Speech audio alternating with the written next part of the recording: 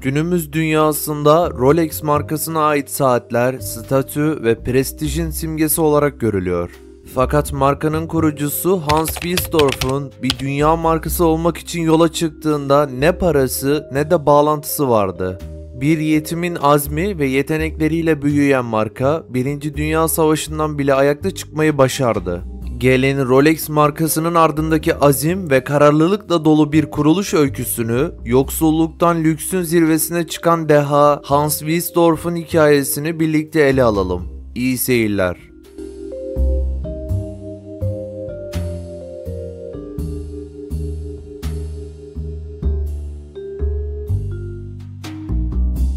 Etkilenmemek mümkün değil. Rolex, dünyanın en hassas, su geçirmez kol saatini yaklaşık 100 yıl önce yaratan bir marka. Hiçbir şeyin tesadüf olmadığının altını kalın çizgilerle belirleyen etkileyici, başarı dolu bir geçmişe sahip. İyi eğitimli, ayakları yere sağlam basan, vizyoner bir insanın ayak izleri, birçok kişiye ilham olabilecek ticaret, pazarlama ve inovatif hikayeleriyle donanmış. Hikayemizin baş kahramanı Hans Wilsdorf, Almanya'nın Bavyera eyaletinde doğdu ve 12 yaşında hem annesini hem de babasını kaybetti. Bu trajik kayıplardan sonra 3 kardeşiyle amcasının gözetimi altında yaşamaya başladı. Amcasının eğitime düşkünlüğü, Wilsdorf kardeşlerin en iyi okullarda eğitim almalarını sağladı. Kendine güvenen, kararlı bir karakter olmasında amcasının büyük etkisi oldu. Eğitim süresince de zekasıyla çok dikkat çeken Hans Wilsdorf, okul hayatından hemen sonra 19 yaşında ince alanında çalışan bir şirkette kariyerinin ilk basamağına adımını attı. Dönemin yükselen yıldızı İsviçre cep saatlerinin dünya pazarındaki önemli yeri dikkatini çekiyordu. Bu sırada bir saat firmasından teklif aldı. İsviçre'ye taşınarak firma ile çalışmaya başlaması saatler ile daha yakınlaşmasına neden oldu. Pazarlamanın İngiltere kısmını yönetiyordu ve halen 19 yaşındaydı. Hayatında yaptığı bu değişiklik saat mekaniğini de daha iyi tanımasına neden oldu. Başarılı bir dönem sonrasında 22 yaşında yine saat sektöründen gelen bir iş teklifiyle tekrar Londra'ya taşındı. Özellikle satış ve pazarlama konusuna odaklanarak çok başarılı oldu. 2 yıl boyunca şirketin satışlarını artırarak kendi saat işini kurma hayalini gerçeğe dönüştürmek için gereken deneyimi kazanmıştı. Bu dönemde eşi Florence Frances May Crowdy ile tanıştı ve evlendi. Aslında Hans'ın hayatında başka bir dönüm noktası da evliliği olmuştu. Çünkü Wilsdorf'un kendi firmasını kurma düşüncesini kayınbiraderine anlatınca ondan gördüğü maddi destekle ilk ortak firmasını kurdu. Böylece 1905 yılında daha 24 yaşındayken tüm saat pazarlama tecrübelerini kullanabileceği Wilsdorf Davis'i oluşturdular. Tabii ki Rolex'in ilk adımlarıydı bu kuruluş. İsviçre'den ithal ettikleri parça ve mekanizmalarıyla saatler yapıyorlardı. O dönemde erkekler cep saati, kadınlar ise kol saati kullanmayı daha çok tercih ediyordu. Zamanı tam doğru okuyamayan kol saatleri konusunda Hans'ın daha işlevsel bulduğu bu saatlerin zamanı doğru okuyabileceğine inancı sonsuzdu. Bir kol saati nasıl daha dakik çalıştırılabilir sorusunun en doğru cevabına ulaşabilmek için çok fazla düşündü. Ve en sonunda aklına şu fikir geldi. Neden bu işi ustalarından öğrenmiyordu? Avrupa'da bu konuda isim yapmış ustaların kapılarını çaldı. Tüm emeğinin sonucu olarak İsviçre Bien'de kol saati üretmeye başladı. İlk modelini 1905 yılında tanıttı. Kol saatini benimsemeyen ama pratikliğini merak eden saat meraklılarının bulunduğu bir pazara sundu. Çok ilgi gören saatten bir yıl sonra ikincisi tanıtıldı. Modellerinde kullanabileceği özellikle kadrana rahatlıkla sığacak bir marka ismine ihtiyaç duymaya başladı. Sözlükleri araştırdı, heceleri, harfleri yer değiştirerek yeni bir şeyler bulmaya çalıştı. Amacı hem refahlığı hem de zenginliği hissettirecek bir isme erişmekti. Kitabında İngiltere'de at arabasında giderken bir fısıltıdan bahseder. Mümkün olan her şekilde alfabenin tüm harflerini birleştirmeyi denedim. Sonunda yüzlerce isim ortaya çıktı ancak hiçbiri kulağa doğru gelmiyordu. Londra'da bir sabah faytonun üst sırasında oturmuş Cheapside boyunca ilerlerken bir peri kulağıma Rolex diye fısıldadı. Kraliyeti ve lüksü birleştiren bu kelime Rolex Montres, Rolex SA olarak şirket ismi de oldu. Ayrıca Hans Wilsdorf, Rolex'in herkes tarafından aynı şekilde telaffuz edilmesinden çok etkilendi. Rolex logosu ise firmanın kurucusu Hans Wilsdorf'un yaratıcılığı sayesinde ortaya çıktı. İsmin üzerindeki taç, saat ustalığının işareti olarak logoda kendine yer bulurken, 5 parmak şeklindeki çıkıntılarda saat ustasının hünerli parmaklarını sembolize ediyor. Rolex, satışını marka güvenilirliği üzerine inşa etmeye başladı. Özellikle makine ve mekanizmalar üzerine daha çok önem verdiler. Bien'de resmi saat değerlendirme merkezi içinde bir ilk yaşanarak 1910 yılında İsviçre kronometre hassasiyet sertifikasını alan ilk kol saati Rolex oldu. 4 yıl sonra ise başka bir önemli sertifikası Büyük Britanya Kiv Rasathanesi'nin en hassas derecesi olan A sınıfı belgesini aldı. Bu belge o güne dek donanmada kullanılan askeri kronometrelere veriliyordu. Tüm dünyanın önünde 1. Dünya Savaşı'nın zorlu dönemi başladığında Rolex kol saatlerinin pratik okunabilmesi nedeniyle daha da tercih edilmeye başladı. Böylece zamanın dakikliğinin hayat kurtaracak kadar önemli olduğu bir dönemin parlayan yıldızı da Rolex'ti. Savaş sonrasında ise İsviçre'ye firmayı taşıyarak en az zararla atlattı. Takvim 1920 yılını gösteriyordu ve Montres Rolex SA markası Cenevre'de tescilini aldı. Sahip olduğu sertifikalarla zamanı doğru ölçtüğü güvenilirliğini kazanan Rolex için sırada saatlerin genel bir problemi olan su, nem ve toza karşı dayanıklılığını artıracak çalışmalar vardı. Böylece şu anda var olan Oyster Perpetual koleksiyonunun temeli 1926 yılında atılmış oldu. Devrim niteliğinde özelliği ile dünyanın ilk toz ve su geçirmez saati Oyster modeli piyasaya sürülmüştü. Model sadece Rolex için bir mihenk taşı olmadı. Dünya kol saatçiliği içinde öncü rolü üstlendi. Hans Wilsdorf saatlerini yaşamın güncel şartları içerisinde testlere tabi tutarak tüm dünyayı canlı bir laboratuvar olarak kullandı. Bir saatin en aktif tanıtımını, modellerinin teknik yapısının sağlamlığını, alanında iddialı sporcular ile yaptığı iş birliktelikleriyle dünyaya daha hızlı duyurma yolunu tercih etti. Örneğin Rolex Oyster, İngiliz yüzücü Mercedes Gleitz ile 1927 yılında Manş denizini geçti. 10 saatlik uzun ve zorlu yüzüşün sonunda saat mükemmel bir şekilde zamanı gösteriyordu. Gazetelerinde manşetten verdiği haberi pekiştirebilmek için saat dükkanlarının vitrininde modeller su dolu bir akvaryum içerisinde sergilendi. 1933'te ilk Everest uçuşu bir tek Rolex için değil, dünya içinde sıra dışı bir testti. Tüm ekibe bileklerinde Oyster eşlik ediyordu. 1935 yılında ünlü İngiliz hız kralı Malcolm Campbell, Bluebird isimli otomobiliyle 485 kilometre rekorunu kırarken bileğinde Rolex Oyster vardı. Rolex Date Justice 1945 yılında tanıtıldı. Dünyanın ilk kadranında tarih göstergeli otomatik kurum kronometre sertifikasına sahip kol saati oldu. Ayrıca Hans Wilsdorf, bu yıllarda hayır kurumu işlevi gören Hans Wilsdorf Vakfı'nı kurup Rolex'i bu vakfın yönetimine bıraktı.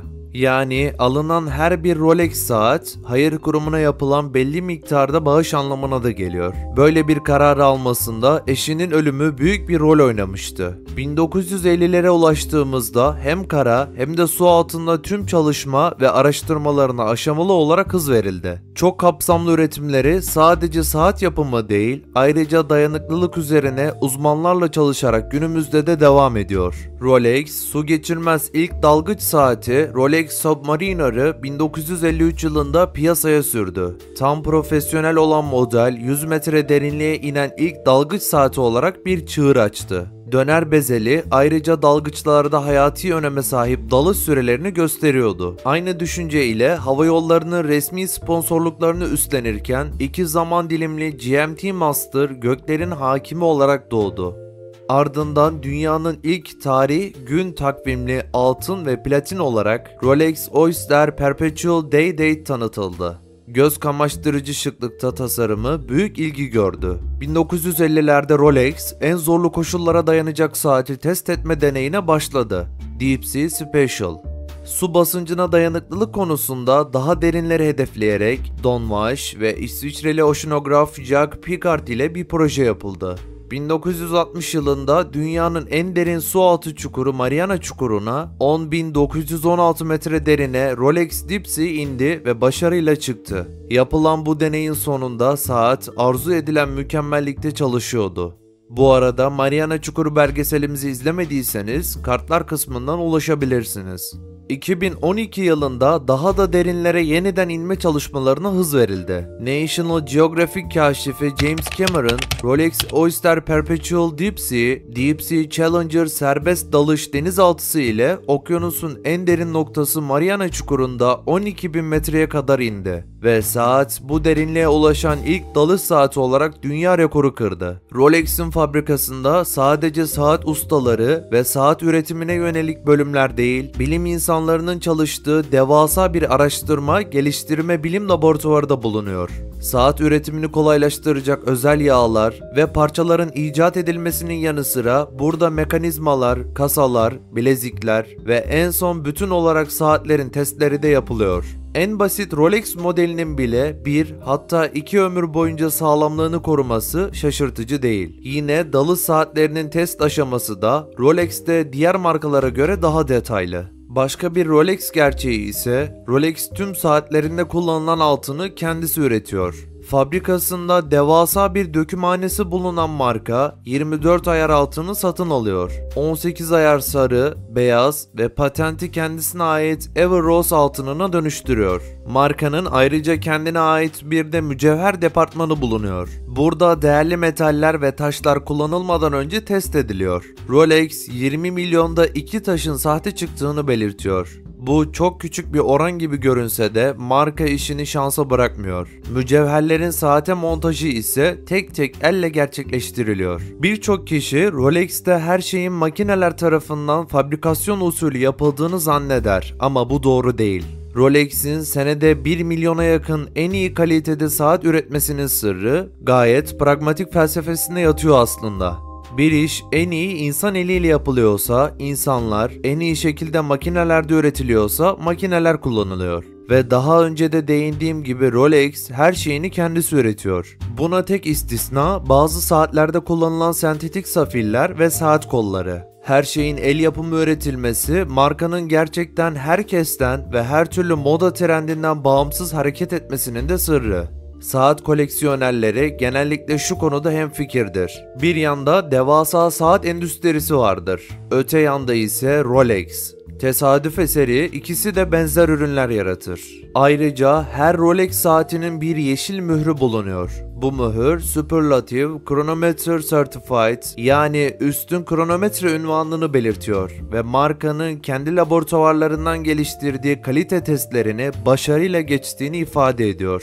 Tüm saatin tabi tutulduğu kronometrik hassasiyeti, su geçirmezlik, güç rezervi, otomatik kurum kabiliyetleri içeren bir dizi zorlu bir test bu. Fakat eşsiz saatlerin bir kriteri olarak tüm Rolex saatleri bir mühre sahip. Bu da aslında markanın müşterilerine verdiği değeri gösteriyor bence.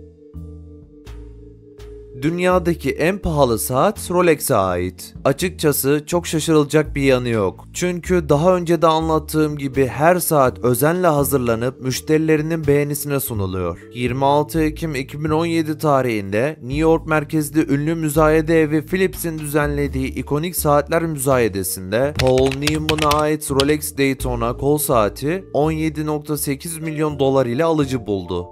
Böylece bugüne kadar bir müzayedede satılan en pahalı saat oldu. Dünyanın her tarafından saat meraklılarının online olarak izlediği ve 700'den fazla kişinin doldurduğu müzayede salonunda telefon ile gelen 10 milyon dolarlık ilk teklif ile açılan ve toplam 12 dakika süren nefes kesici açık artırma sonrasında Philips müzayede evine ödenen komisyonla toplam 17.8 milyon dolara sahibini buldu. Bu Rolex Daytona, efsanevi aktör Paul Newman 1960'lı yıllarda Winning adlı filminin çekimlerini yaparken eşi Joan Woodward tarafından hediye edilmişti. Paul Newman'ın 1969-1984 yılları arasında her gün taktığı bilinen Rolex Daytona, 20. yüzyılın en ikonik kol saatlerinden biri. Arkasında yer alan Drive Carefully Me yani beni dikkatli sür kabartması ile aynı zamanda Rolex Daytona serisinin ilk ve tek egzotik kadranlı versiyonu.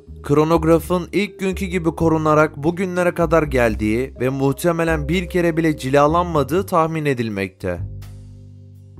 Ayrıca günümüzde Rolex sahiplerinin ortalama yaşı 40'tan fazla iken saatleri webde en çok araştıranlar 25-34 yaş grubundan kişilerdir. Bu durum markanın zamandan bağımsız çekiciliğinin bir kanıtı olarak düşünülebilir.